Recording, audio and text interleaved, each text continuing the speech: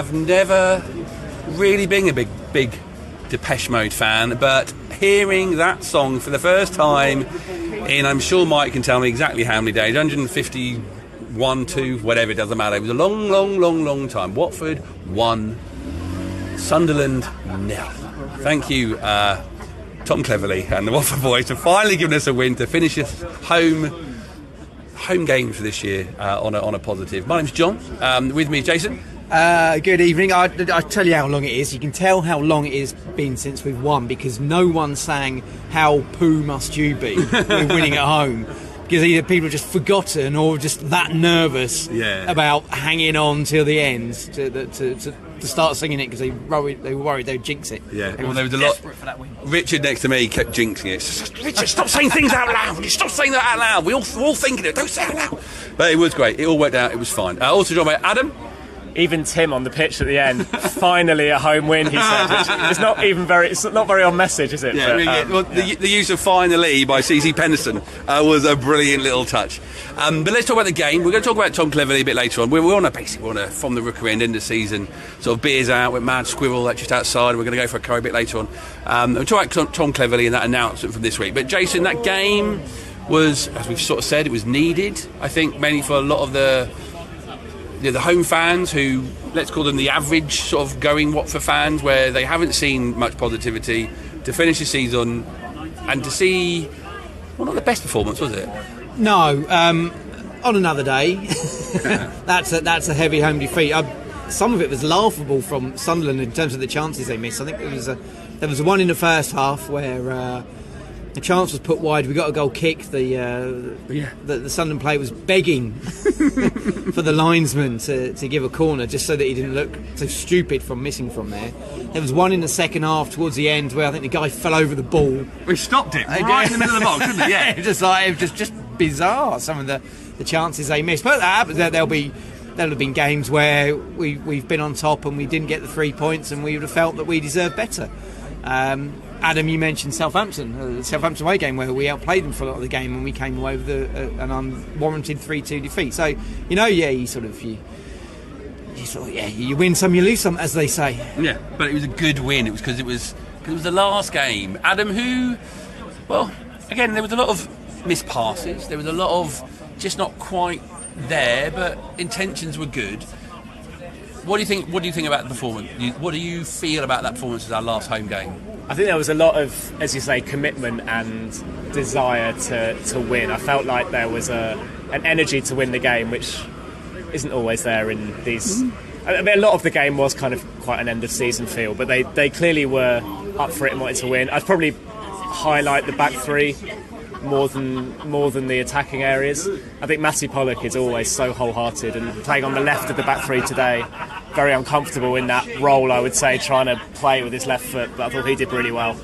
And Wes Hoot, who was, in my view, a fair player of the season winner, thought he did well as well. So probably highlight the defensive areas. But yeah, it was a bit of an ugly watch, but we got there in the end. And a really nicely taken goal by Ryan Andrews, who wasn't perfect in that second half, but gives us that pacing behind which he scored from is what he's all about, right? And he gave us the winning goal. So yeah, because he came on the second half, Jason, and it was sort of that lovely moment. I was in the pub before the game with Ollie Wicken, and Ollie wrote a piece for the Treasury where he spoke with the Greaves family, and of course, if we take that Greaves name further back, it ended up being Skilly Williams, who of course was the goalkeeper in the very first game at Vicarage Road, and he's played for Watford before. We've talked about this before, but the fact that he got his debut and he got not a great first. I think Mike said, and I'm going to go against him. He's not here to defend himself, so I don't care. But he sort of said on the WhatsApp group, he said, a debut to forget. And I'm going, well, you're never going to forget a debut. Whatever you've got, I know it's not his debut, but it's starting debut. But that, he did nothing wrong. No, probably not a debut to forget that was his fault. Yeah. It could have gone better for him if we'd have been involved in the game more, I guess was the thing. First of all, it was a tough ask for him, having to play that sort of right wing back, right midfield position when he is a striker, isn't it? Yeah. I mean, we were sort of we started doubting ourselves, didn't we, before the game? We thought he was a striker, is he? But Yeah. There's a piece in the programme with him that says he's a striker, so he's a striker. You can't play him out of pace, the programme tells me. And that's it. And the number of times we picked up the ball and he had space out on the right hand side, and we sort of chose to then sort of run inside with the ball and sort of come look. And it almost, I hate to say it, but it almost looked like the players didn't trust him to give him the ball, and it's just. You just think, oh, come on, lads. It's I'm not, over here. I'm over It's here. Ria particularly. Kept coming inside and definitely, ignoring definitely. that open right hand side. And that was disappointing to see. And when he did, there was that little moment where he sort of flicked the ball over the Sunderland player's head and then went on a run sort of down the right hand side. And that was nice to, you see that and you think, okay, look, he feels comfortable there. He's happy doing that. Let's give him a chance, give him the ball a bit more, and it didn't happen. At half time, saw Andrews coming on. I hadn't spotted Martins, but I think I said to you, didn't I? I said, well, what I hope what happens is that Dennis goes off and we push Greaves further forward, just to give him another 15 minutes, give him a chance to play further forward in a sort of more freer role than where he's got defensive responsibilities, or more defensive responsibilities. But as it transpired, both came off. And Andrews was on to replace him. So I'm sure he'll get another chance. I'm sure he will. Perhaps you never know. We might see him at Middlesbrough next week. But I'd starting debut to forget. I know what Mike means, but that I don't think he's on the player, but on the team. No. It's nice that Tom Cleverley's invested in him and he's worked with the younger players and he is not going to judge anyone or forget anyone on a bad 45 minutes. I agreed seeing the team before the game. I didn't think we'd set up like that. I thought it was going to be Porteous at right back again, which is what we talked about the other week, which I loved. I was quite excited for that, but that didn't happen. And I don't quite... The only man in the world to get excited about Ryan Porteous at right. Yeah, that's my sad brain. But I almost don't know what the thinking was, because Andrews came on at half time and was clearly fit to start, so I don't know what got on there, but I'm sure that's not going to define his. If he's going to have a Watford career or not, it won't because of that. Because Tom did say a couple of weeks ago, he said in a press conference, he sort of said, I'm not going to give any charity debuts. And that I liked. And I like the fact that if you did put him on, you know that he's been around the first team training for quite a while. And we know he's played before in the first team. So really great that we know that we probably feel that we're going to have to rely on those boys a bit quicker. We're outside Mouse School and it started to rain a little bit, but there's inside of the band, and it would be a terrible acoustically podcast if we did that. There's always a vibe about this last home game of the season, Jason. I know it's maybe not the last time we'll see them in a Watford shirt, but sort of farewells feel a little bit there. And there was Espria, definitely, when he went off, he sort of hung around a little bit, just a bit longer, and a big wave at the end. A bit from Kone as well, but let's work Espria first. Like we've talked about the fact that money's always needed. It's not a new Watford thing, but him being the biggest money winner, I feel quite interesting the fact that if he is to go and if he's acting the way he is, then he thinks he's going to go. I quite like the fact that is what's going to happen, because that means only one's going to go, not too many going. Yeah, I think, as we say, he's the next one off the rank, isn't he?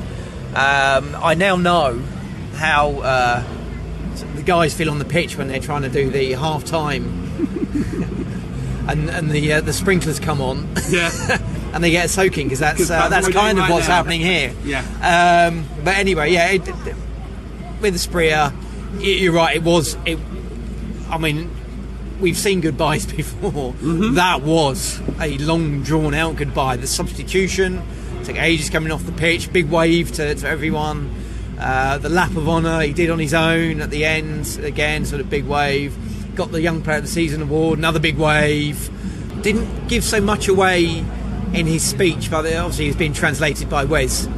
But Wes did say something along the lines of, "I hope you continue to support me."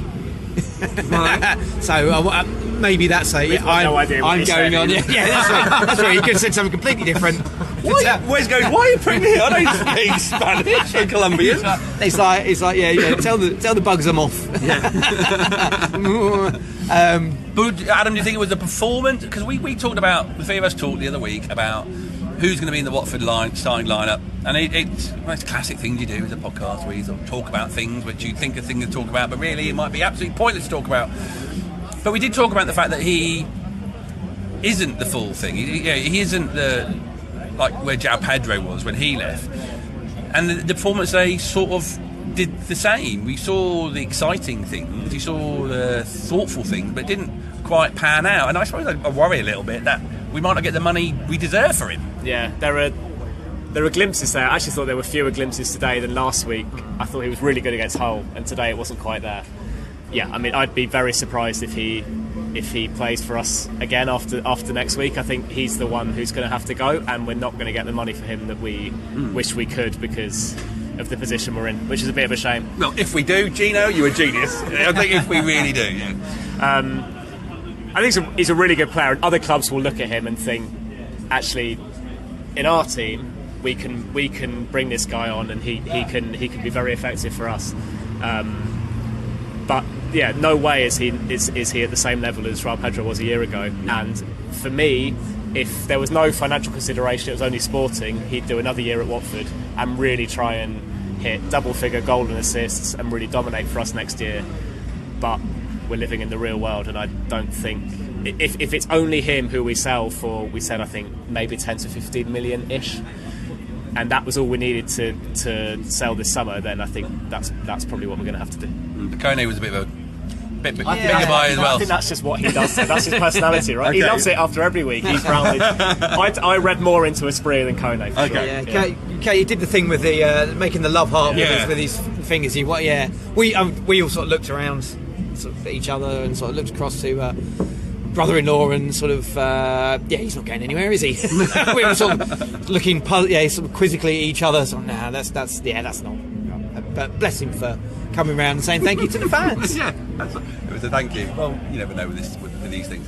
I think you're right about the defence there, and like I say, Hood's performance was absolutely a play of the season performance, and the difference, I suppose, between those two, where we were discussing, it was him, Livermore, and Esprit, but defensively he has been so important, and it has actually, suppose, Tom Cleverley mentioned how important the defence is, but how that has calmed down this season. We're going to do a little reflection on the season, but did you ever think in this game today, Adam, that Sunderland, of course, could score a goal, but weren't going to necessarily work our defence to outdo them? It takes something special. Yeah, there were one or two chances. There was one, Jack Clark had a couple in the second half, very tame effort that Batman saved. I thought he could have done better.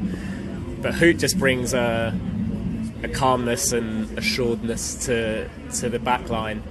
I was thinking, actually, sort of over the years that we've been in the Premier League recently and now, and I don't think we've had many better centre-backs, if any.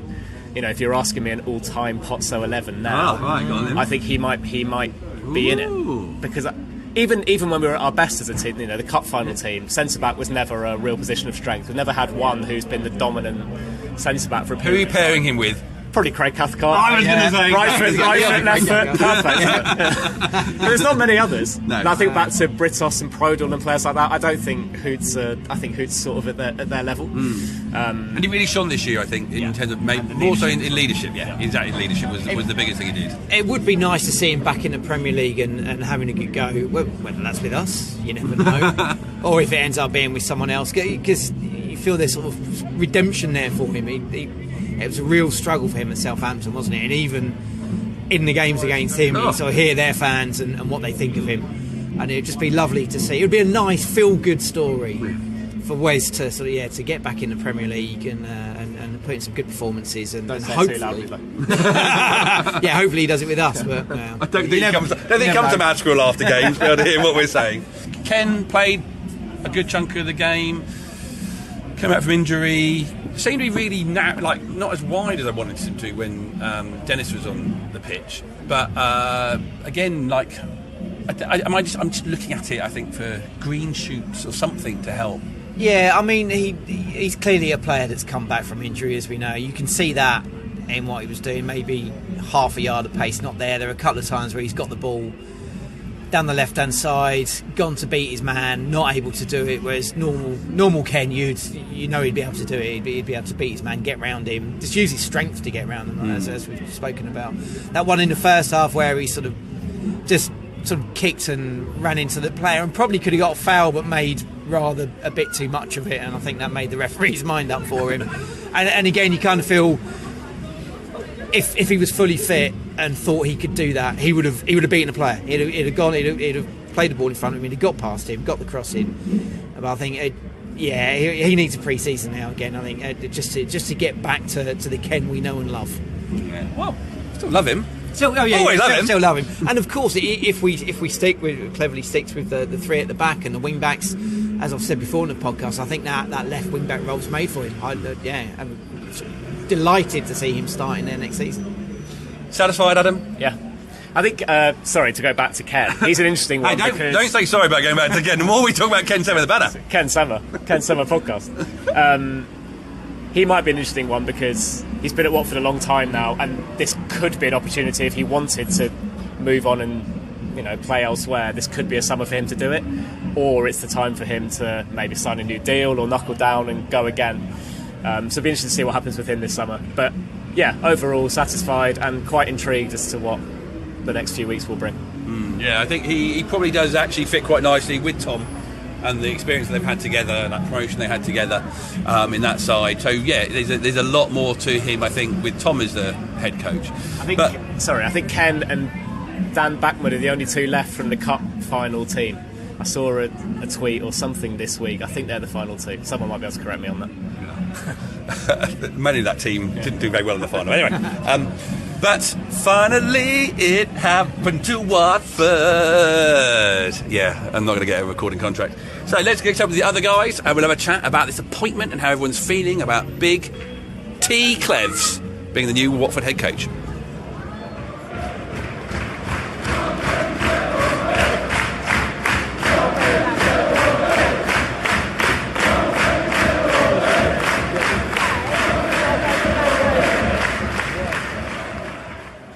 So we're now we've left the Mad School, and Jason and I and Adam are drier than we were outside the Mad School. And we're now in the Spice Lounge, and we're just waiting for our order for our curry, end of season curry. Joined by Jordi. Hello. And also the Brigadier, or what's the new thing? Sheriff. I'm a sheriff now. See, I think the new part where you've been mauled by a bear, and it was quite harrowing, the picture you sent us, Colin, your makeup. Harrowing for you? Surely more harrowing for me. Yeah, maybe. But I think Sheriff is a lower rank than a Brigadier, and I don't think I can lower your rank. I don't know. If you're a sheriff in Montana, in Mizona County, I mean, you're the man, right? You're the boss. Brigadier, you're just part of a kind of establishment organisation. Okay, well, we'll consider that for next season. And Kieran's here. Hello. Now, I want to talk, boys, mainly. We've discussed the game, but Mr. T. Clev, Thomas Cleverley. I'd like to know if I knew his middle name, but I don't. But T. Clev, Thomas, he's been announced this week, and it was, I don't know, Jordi, like the fact that it was him, someone who we met many years ago when he was 20 years old. Were you happy with it? Were you emotional about the appointment? Yeah, it was a manager I'd heard of, which is a rare thing for Watford. So yeah, I think we need to be realistic as to what we want to achieve in the next 3 years, and probably a young manager coming into a ROP is probably where we are. We need to build over the next 3 years to get to a point where if we did challenge for promotion, we had a chance of staying up, and he needs to cut his teeth as a manager. So it makes sense, rather than getting someone in for 2/3 of a season and then sacking them when we're mid-table. We might as well be building, treat next season and the season after as a journey rather than a standalone season that we judge. So I'm happy for. I think he knows Watford. Post-match today. You sound like a crazy man, Jordi, talking about season 2, season 3. What the hell are you talking about? There's Gino Pozzo in charge. But I suppose that the last bit you said, like the whole point about him being someone who knows the club, a club man. Do you think that is going to be an advantage? I think in the same way a youth player has an advantage. They get forgiven for mistakes they might make on the pitch. People want them to do well. Everyone wants the Watford manager to do well if you're a Watford fan. But you have particular fondness for Tom. Like you said, he came as a youngster. He spent most of his career with us. and he's our manager, and he gets it. He wants to do well, so it's symbiotic. He wants to do well for himself. He's probably got bigger ambitions than managing Watford if it works out for him. Hopefully, and hopefully, he takes us and leads us on a journey. He's a bit like Asprilla, João Pedro, these players who came in and grew with us and then moved on. Hopefully, when he leaves us, it will be because he's taken us as far as he can. But Colin, you did hear Tom's interview on Talk Sport, and then I always think with Tom, when I've heard him speak when he was a player, he felt Manchester United media team trained. What did you get from hearing him speak in that on Talk Sport? So are you talking about Thomas William Cleverley? William, that's it. I was Bill. Billy Clev. I was quite impressed with him because, firstly, he was quite open and honest about the fact that he felt that he hadn't been as ambitious as a player as he might have been. Like, he had moments in his career where maybe he could have jumped one way, but he didn't. Or he didn't push himself in quite the same way. He was quite comfortable with his ability, and he didn't really, he watched other players around him at United maybe and Everton who were really pushing themselves to improve. And he was like, I'm quite happy with the way I play. Played for England 17 times, But then he was saying, but I'm much more ambitious as a coach. And he stated that he was passionate about our club. And I know that you often get new coaches who kiss the badge and say, I've always been a Watford fan. Who's like, no, you haven't. But he has played more games for Watford than all other clubs combined. So his connection with us is strong. And I've always thought of him as someone very quiet, very quietly spoken, a little bit sort of diffident maybe, and not necessarily a leader of men. But in this interview on Talk Sport, I think it was the Breakfast Show, with Alan Brazil and Ali McCoist, I thought he came over really well. Like he'd maybe just grown up, or he was on it. I want this. We're going to get a home win this weekend. We're going to get our first home win.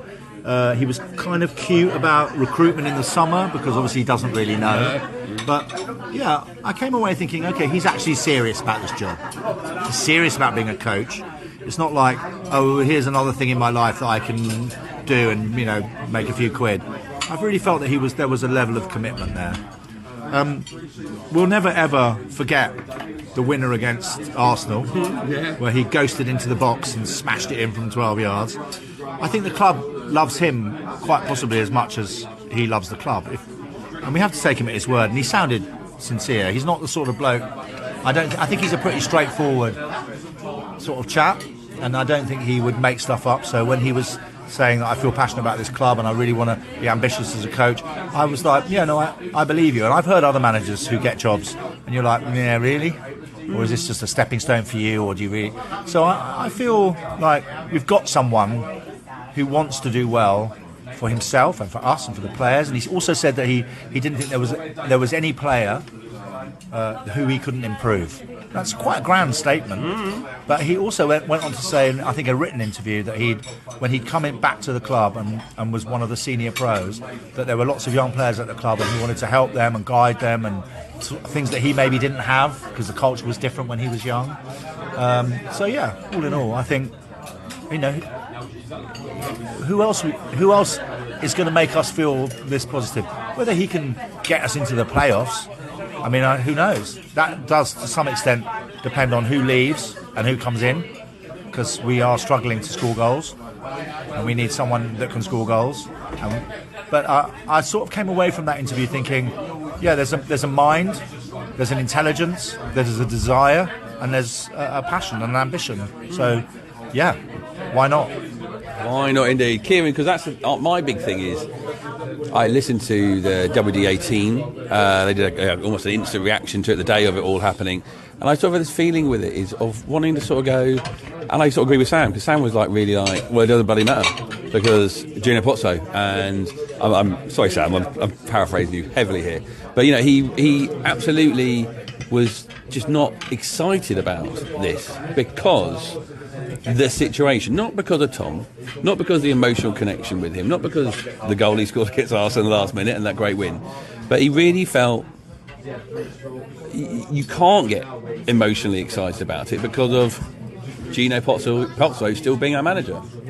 Which is a fair point, because we know that managers don't last very long at our football club, but I think ultimately at some point things need to change, because the last few years it hasn't worked, and I think what I found really interesting was Tom Cleverley obviously came onto the pitch after the game today against Sunderland and addressed the crowd that had remained, and he, following on from what Colin was saying with the interview he did with TalkSport, one of the things that he said to the crowd today was, we want to, during pre-season, we want to regroup, and then we want to reconnect with the supporters, which I thought was really interesting, because when was the last manager that we really felt a positive connection with? And from a personal perspective, I'd say it was probably Javi Gracia. I think he got it.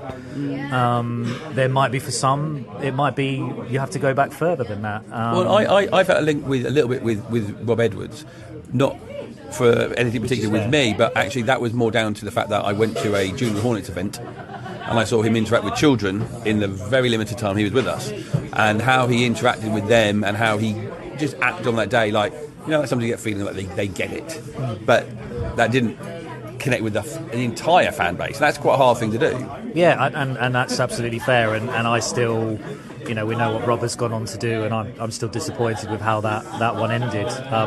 I guess what I think is interesting is that Tom Cleverley has been in this environment at the club for quite some time, and he's clearly seen something in terms of, when he's using that term reconnect, he clearly sees that there is some form of disconnection. And I think fans have been pretty patient over the course of this season. We were very much backing Valerian Ismail until it got to a point where you could see that it sort of had stopped working. I think first half of the season, very much on his side. We'd seen that there were changes, we'd seen that there was discipline brought into the club, there was accountability, but clearly for some reason, whatever that is, it fell away towards the end of the campaign. So look, I think he spoke really positively after the game. I think also what was really interesting was he said, I want a team that shows desire, and I want them to play for the badge, and I want them to have the things that Graham Taylor would have been proud of. So he was saying all the right things. He knows the importance of this football club to the community. He knows how important it is to the fans. And look, I completely back him. I think he's young, and it's interesting, isn't it? Like, it almost feels he played 15 games for Leicester, I think, on loan before he came to Watford. Yeah. But I think Watford was probably his first full season as a professional, given that opportunity, and he's come full circle because he's now been given his first opportunity as a manager. He got Player of the Year that year, didn't he? Colin? Yeah, he also said that it was going to be an absolutely brutal pre-season because he wants to play a pressing game, and in order to play a pressing game, you have to have fit players who can work together, lots of little triggers so that they press. And so I think the players must have, when they heard that, they must have slightly shuddered at the thought of running around Casbury Park, and being timed and being made to do it again if they don't get in the time. So we might even take them to the Lake District on a camping trip. Let's hope so. Ken Furphy will be proud. But yeah, I think he means business. Yeah, because Jordi, the big question I think where Sam was going with what I saw him was, how long does he get? I think there's two. How long does he get? And I'm going to ask you one. How long do you think he gets with the fans? Because Val felt like, Kieran's what he said, Val got a little bit longer with the fans because we saw him sort them out and the discipline. That was quite a big thing for the last few years of the misfits and was there discipline there? How long do you think, because of his longevity with the club, how long do you reckon the fans would give him? I think it depends. If he wins his home games and loses away games, it's better than vice versa, because most fans, the majority of fans, are at home games. So if you win on the road but lose at home, as we've been, or not win at home, it creates discomfort, dissent, and it erodes. Football fans live in the moment. I think it's evident the way the players left the pitch today that some are not expecting to be here next season. Recruitment's going to be massive because Cole's talked about how Tom wants to play. Buy players that fit that mould. Buy players like him, young players who've got something to prove, who want to move up, who don't need to be perfect in year one. If we can build something and people can see there is an end goal, I think they're going to be more forgiving. If we start bringing in journeymen, or the game's boring and we're losing games, then the patience will erode, because as much as we want him to do well, if he's not doing well, there's only so much patience people got, and the most impatient of all sits opposite the dugout. Well, that is the big question. Because Colin, what was the stat you said? How many points? How many games has he done? He's had 8 games in charge, 2 wins, 5 draws, 1 loss. That's 11 points from 8 games. If he gets 11 points from the first 8 games, he's in borderline trouble. With who? Well, just in terms of, is this going to be? Are they going to renew? Like they did with Val, they're going to renew his contract after 10 games. So we believe in you, even though they sacked him 6 months later. But yeah, he's kind of. I agree with you, Jordi. I think the home form is massive for the kind of reputation of a coach. You can lose games away from home, and people go, well, it's tough. Going to Hull is a tough place. Going to Preston is tough. Deepdale, the history, whatever, But you've got to win at home. And this season we've been absolutely abject at home. But we had a nice run. Ollie and I went to a few northern climes, ate some curry, and watched our team, win. Often in the last minute with big goals in the last 10 minutes. So that's fine. But it doesn't quite land with, as you say, the majority of fans who watch at home. So he's got to get that right. But I also think that the idea that we're going to play some sort of... So here's an example. Ipswich. So Ipswich have come up from League One, and they look like there's a good chance that they're going to get promoted, either automatically or through the playoffs. And how do they play? They play a kind of collective form of football where they press together, defend together, attack together. They're a group. They're a championship side. In fact, they're a League One side because mostly it's the same players. But they play this cohesive style of football. They're not trying to play out from the back and tiki-taka and play a kind of sophisticated version of championship version of Premier League football. They play a recognisable championship style of football, which is very effective. Again, particularly against teams that are going, well, we like to play like this sophisticated Pep style of football. So maybe that's what he's going to go for with us. He's going to say, we're a championship team, we'd like to get promoted. The way we're going to do it is we're going to be a cohesive unit, we're going to press hard, we're going to be fitter than other clubs, and we're going to score our goals just through overwhelming the opposition and defending as a team as well. So if he can get the recruitment right, some of the players that are currently at the club won't fit into that system. They won't fit, so they might leave. But it's very hard to predict right now what's going to happen because recruitment at Watford has been so difficult to call. Each summer we don't know. Like there's some kid coming in from somewhere that everyone thinks is great, and then he gets sent out on loan. Yeah. So you just don't know. You don't know what's going to happen. But I just currently, and I am quite an optimistic person, I sort of feel like he can manage up well because he knows the club and he has the respect of the club because of what he's done for us and also what he did elsewhere. So, and he can certainly manage down because players in that dressing room, young players, will look at a player who's played 70 times for England, played for Man United, was trained under Fergie in the academy. They're not going to say, well, what does this guy know? And he knows. And he said, I know what a winning mentality looks like because I grew up in it. And it was unacceptable to draw, let alone lose. So I know what that looks like. I know how that feels. I know how to create it. That's what I'm going for. So, I mean, if he's even 70% as good as his word, will improve, I think. You mentioned before, he said he thinks he can improve any player. He's had 8 games. I think it's 2 wins, 5 draws and 1 defeat. 5 draws, if you improve every player, becomes 7 wins and 1 defeat. And suddenly you're running away with the title. Yeah. If you get the recruitment right, if you get the players buying into it, you get them up to the green, etc. If you don't, those 5 draws very easily, and we saw today, we saw the game against Hull, there were chances missed by our opponents. Draws can easily turn into defeats. And it goes from being 2 wins, 5 draws and 1 defeat as a kind of an average. Suddenly you start losing 4 of those games. And which is kind of what happened to Val. He suddenly wins were turning into draws and draws were turning into losses, and that's like we can't accept that. There was a moment, wasn't there, in this season, John, where we were all a bit like, "Ooh, are we getting sucked into this? Are we going to get sucked into this? Are we going to be the team that they go? Oh, there's always one team that falls in, especially with teams at the bottom of the league improving." It hasn't happened. The win against Birmingham, I would say, was the moment where you go, "Okay, we're going to be okay." Yeah, and that's the clever thing. I suppose that of all the Kieran, all the things that we've seen with the Pozzos in terms of changing players and the managers, to say, and all that. They, the fact that it felt like after the Huddersfield game, which I think was a further 2-3 games that Val had, but the fact they went, no, now is the time, because that's the last game that we could potentially get 3 points from, and that would be enough. We are going to make that change right now. it feels a little bit like they lucked out a little bit that they can make that change with Tom Cleverley, because he was around the building. Actually, Tom's nearby, he'd be quite good. But it did seem to make sense that they're going to do it. But how long? I think we're happy to give him a bit more time than we gave Val, even though the great things that Val did with discipline. But Gino's not going to change, is he? Probably not. No. How long is he going to get? How long is he going to get? Well, I don't know. I mean, what did Val get? He got to February, March, didn't he?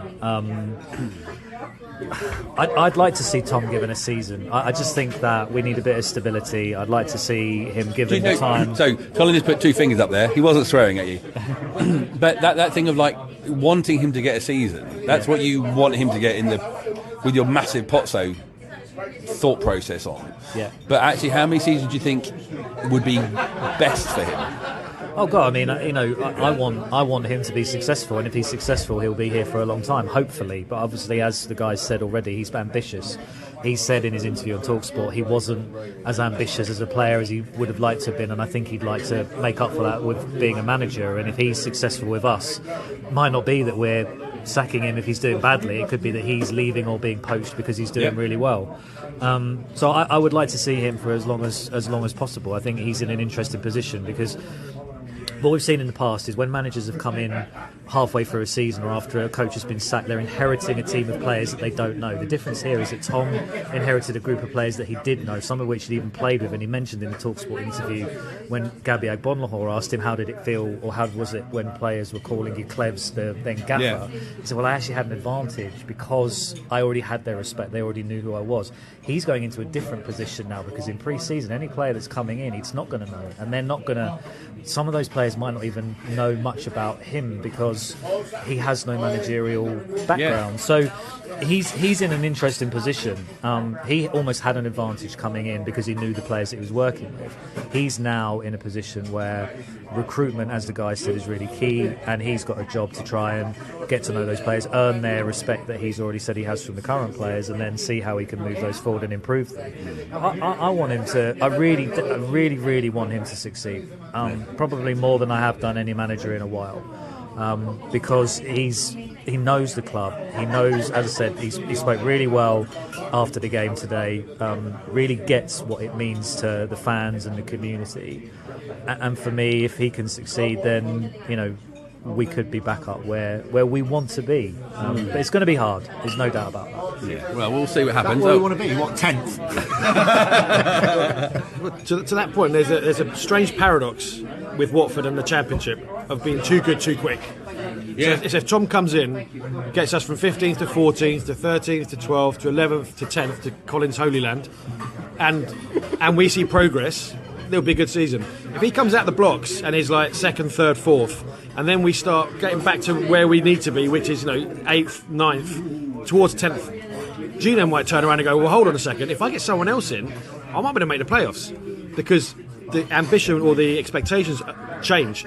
If at the moment our expectations are hopefully that he starts doing a good job. If he comes out too quickly, then people start thinking we're going to go up, and there's a danger that he can be too good too quick, and that then just changes the narrative around it and the feeling in the moment that Gino has to make a decision. So hopefully it is a continual ascent, not a sudden descent that then puts us back to square one again. I think that's right. You look at Leicester this season, they were 13 points clear, they were geniuses, the manager was a genius. Suddenly they were 1 point clear, and everyone's questioning the coach, questioning the method, the idea as it's known at Leicester, and they have got promoted, but they've done it in a kind of circuitous route, having looked like they were going to be promoted by the end of February. Suddenly they were panicking. So I think there's some truth in that. I think, but also no one's going to coach a team and think, well, we don't want to be in the top 4 yet. You can't do that. You just try to win every game. I mean, that's what coaches always say. And it's a bit of an old cliche, like we take one game at a time. But of course they take one game at a time. What else can they do? They can't play the game 3 games down the road before they played the first 2 games. So of course they take one game at a time. But as fans, we're like, well, if we win this game and then we're going away to so-and-so and they're bottom of the league, we'll get that one win and then we'll win that one and then suddenly we'll be third. And it's like, but coaches and players just can't think that way, and they don't. No. So we'll see. I want to hear from Jace. Hello. I'm still here. You are. You and Adam are still here, but we've been chatting about it. Is there anything particularly from what the boys have said about Tom? I mean, they pretty much covered it all, haven't they? There's, like they say, we've heard from him today, and he's making all the right noises, isn't he? We're hearing from him what we want to hear. But it's almost like we talked about in the sort of last week's pod. It's not just him, is it? He needs a lot of support from above and from below. The players need to be on the same sheet as him, and I think they will be, because Colin was talking about his experience as a player. I think there's something to be said for having a younger coach, probably closer to the players than some of the old school managers that we've had in the recent past, where we've got some old boys in 50 plus years, yeah. Exactly, a massive difference between when they played the game and the players of today. But ultimately, he needs that support from above. And if he's talking about the way he wants to play and getting the right kind of players in for that, then that absolutely needs to happen. And that, for the last X number of years, insert your own number here, has not been happening. And you've just got to hope what is going to be different that means that's going to change. We've just got to hope that it does. Adam, we've talked a lot about things. So the question for you is, did you enjoy curry? Loved my curry. It's been a lovely evening. Not to worry too much about next season yet. We'll get back together in June and we'll stress over it. So we'll see what happens with Tom and this next pre-season. Who comes, who goes, and blah, blah, blah. It's not worth worrying too much about. But there's still one more game to go. Middlesbrough away, and we'll have a chat about that and a review of the last few months and since last August. The best moments. Is there such a thing we can make? Who knows? We'll have a podcast next week. So thank you very much for listening. We've come to the end of our 14th season of being From the Rookery End.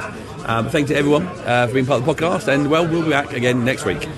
Come on, you ORNS!